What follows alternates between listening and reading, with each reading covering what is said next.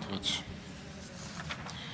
Քննարկում են կառավարության կողմից ներկայացված կենսաբանության եւ բժշկության նվաճումների կիրառման առնչությամբ մարդու իրավունքների եւ արժանապատվության պաշտպանության մասին կոնվենցիան վավերացնելու մասին օրենքի նախագիծը հիմնական զեկուցող առողջապահության նախարարի առաջին տեղակալ Լենան Անուշյան, համեցեք։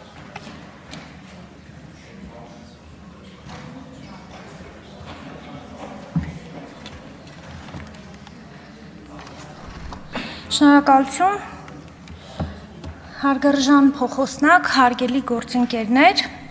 կենսաբանության եւ բժշկության նվաճումների կիրառման առնչությամբ մարդու իրավունքների եւ արժանապատվության պաշտպանության մասին կոնվենցիան, որը նաեւ անվանում են Օվիեդոյի կոնվենցիա, ստորագրման համար բացվել է 1997 թվականի ապրիլի 4-ին եւ ուժի մեջ է մտել 1999 թվականի դեկտեմբերի 1-ին։ Հայաստանի Հանրապետության կողմից այն ստորագրվել է 2024 թվականին մայիսի 16-ին։ Օվիեդոյի կոնվենցիայի նպատակը եւ կարգավորման առարկան կենսաբանության եւ բժշկության նվաճումների կիրառման ոլորտում մարդու արժանապատվության եւ ինքնության պաշտպանությունն է առանց խտրականության, յուրաքանչյուրի անձնական անձեռնամխելիության եւ այլ իրավունքների ու հիմնարար ազատությունների երաշխավորումը։ Օվիեդոյի կոնվենցիան բազմակողմ միջազգային պայմանագիր է, ուղղված կենսաբանության եւ բժշկության ոլորտում մարդու արժանապատվության եւ իրավունքների ու ազատությունների պաշտպանության երաշխավորման կառուցակարգերի ապահովմանը։ Դրա պայմանագրային բնույթը պարտավորեցնում է այն վավերացրած պետություններին ընդունել օրենսդրություն կամ համապատասխանեցնել գործող ներպետական օրենսդրությունը կոնվենցիայի հիմնարար սկզբունքներին։ Օվիեդոյի կոնվենցիան միակ միջազգային պայմանագիրն է, որը չի անդրադառնում կենսաբանության բժշկության ոլորտում մարդու իրավունքների պարզապես առանձին հարցերի շրջանակին, այլ կենսաբանության բժշկության ոլորտում ունի իրավունքների եւ ազատությունների պաշտպանության ուղղված համապարփակ կարգավորումների տիրույթ։ Ինչպես արդեն նշեցի, կոնվենցիայի կարգավորումներն ունեն շրջանակային բնույթ եւ սահմանում են այդ ոլորտում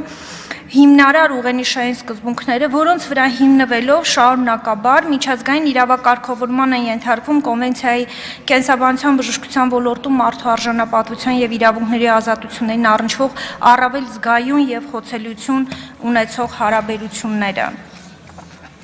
Ինչպես նշեցի, կոնվենցիան մարդու իրավունքների պաշտպանության ոլորտում Եվրոպայի խորհրդի կողմից մշակված օրենսդրական փաթեթի բաղկացուցիչ մասն է եւ սահմանում է մի քանի կոնկրետ հարցեր եմ ուզում ձեզ ներկայացնել։ Պացիենտի իրազեկված համաձայնությունը ցանկացած բժշկական միջամտության համար, բժշկական գաղտնիքի պահպանման անհրաժեշտությունը, ֆինանսական շահի արգելք օրգանների եւ կամ հյուսվածքների փոխպատվաստման ընթացքում եւ մի շարք այլ նմանատիպ հարցեր։ Կարևոր է արձանագրել, որ Օվիեդոյի կոնվենցիան սահմանում է կենսաբանության բժշկության նվաճումների կիրառման ոլորտում իրավունքների պաշտպանության երաշխավորող նվազագույն պահանջները, որոնք պետք է ապահովեն կոնվենցիայի անդամ պետությունների կողմից։ Իհարկե, անդամ պետությունները կարող են սահմանել պաշտպանության առավել խիստ կարգավորումների շրջանակ, ինչը կոնվենցիայով արգելված չէ։ Առավել մանրամասը, եթե հարցեր կլինեն, կպատասխանեմ, շնորհակալություն, խնդրում եմ հաստատել։ Հարցերի համար հերթագրում։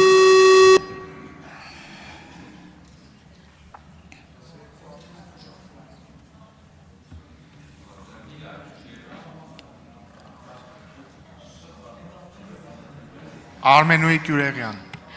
Տիկին Անուշյան, խնդրում եմ նշեք, ասենք ԵՄ երկրներից եւ ընդհանրապես քանի երկիր է վավերացրել արդեն այս կոնվենցիան ու ճշտել եք արդյոք թե եթե չեն վավերացրել ինչ պատճառ կա եւ արդյոք որևէ վերապահում մեր կառավարությունը չի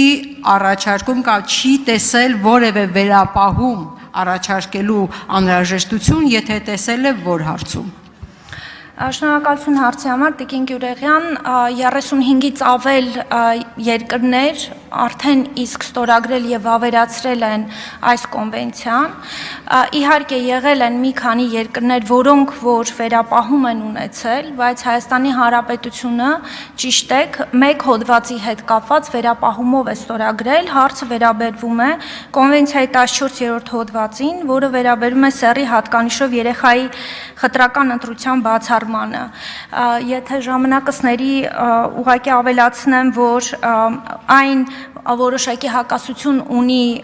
մեր ազգային մարդու վերարտադրողական առողջության եւ վերարտադրողական իրավունքների օրենքի 11-րդ հոդվածի 3-րդ մասին, որի համաձայն մենք թույլ ենք տալիս, որ 3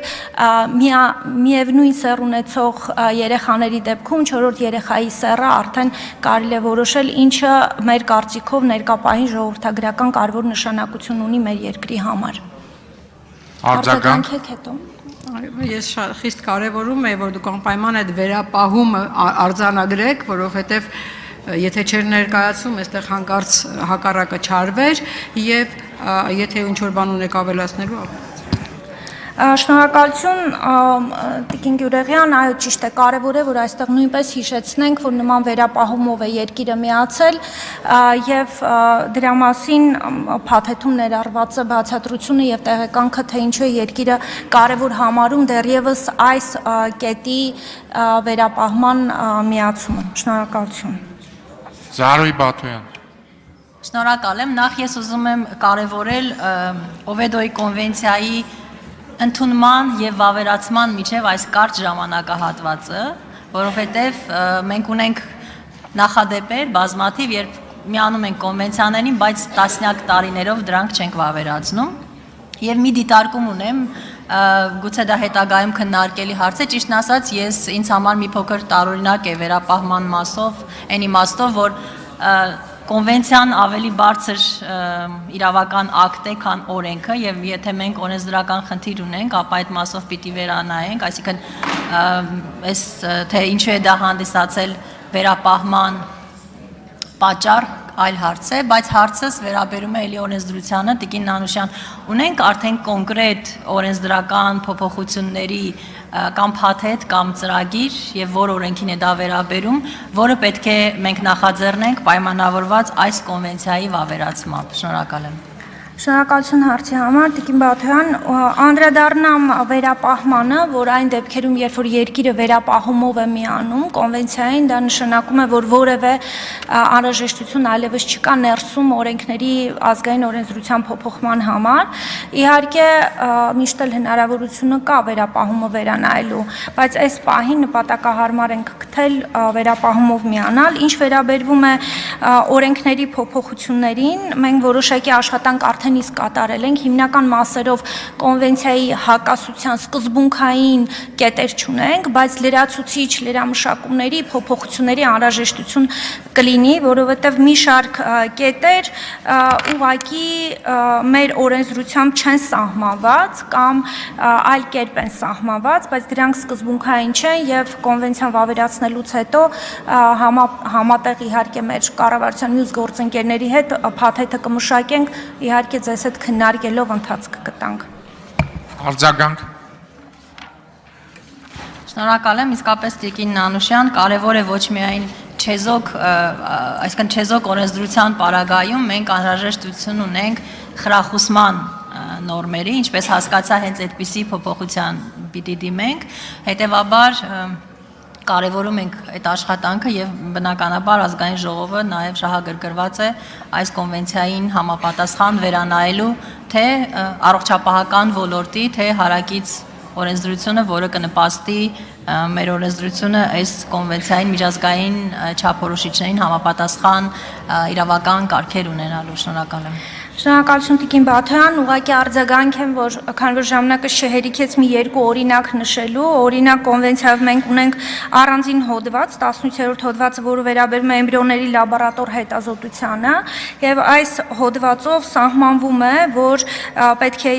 լաբորատոր հետազոտություն իրականացնելուց էմբրիոների վրա պետք է պահպանվի ապահովի էմբրիոնի համարժեք պաշտպանությունը կամ հաջորդ կետը, որ արգելվում է հետազոտական նպատակներով մարդու էմբրիոն ստեղծելը, նման կետեր ուղղակի բացակայում են մեր օրենսդրության մեջ եւ նմանատիպ այլ կետեր կան, որոնք որ իրականում սկզբունքային չեն եւ մենք համաձայն ենք դրանք կիրառելու մեր օրենսդրությամբ։ Շնորհակալություն։ Շնորհակալություն, կարող եք զբաղեցնել ձեր տեղը։ Պարոն Սարգսյան, դուք էլ զբաղեցրեք ձեր տեղը։ Հարակից